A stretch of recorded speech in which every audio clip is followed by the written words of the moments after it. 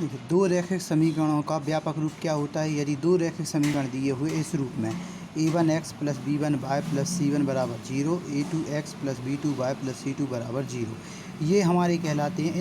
इन दोनों समीकरणों को हम व्यापक समीकरण बोलते हैं। यदि पेपर में कभी पूछ लिया जाए कि व्यापक समीकरण क्या होता है, तो हमें यही बताना है कि ax plus by plus c बराबर 0, जो कि आपने कक्षा 9वीं में आप पढ़ चुके हैं।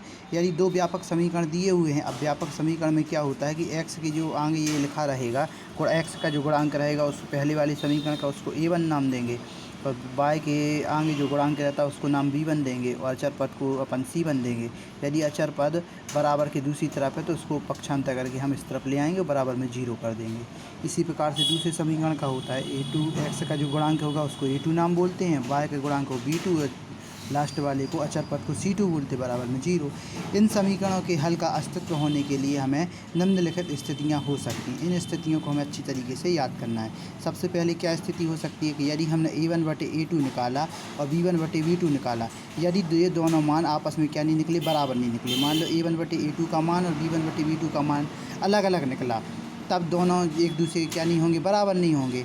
और यदि इन रेखाओं का मतलब इन दोनों रेखाओं के हम क्या बनाएं, ग्राफ ही निरूपण करें, इनका ग्राफ बनाएं, तो हमें कौन सी रेखाएं प्राप्त होंगी, ऐसी रेखाएं प्राप्त होंगी जो एक दूसरे को क्या करेंगी, किसी बिंदु पर प्रतिच्छेद करेंगी। मतलब हमें दो प्रतिच्छेदी रेखाएं प्राप्त होंगी, और प्रतिच्छेदी रेखाएं प्राप्त होंगी तो ये हम जानते हैं कि हमें आद्वितीय हल प्राप्त होगा। मतलब यदि ये कंडीशन बनती है तो रेखाएं यदि ये कंडीशन बनती है तो रेखाएं प्रतिच्छेदी होंगी और समीकरण का कोई आद्वितीय हल होगा, मतलब कोई ना कोई एक हल जरूर होगा।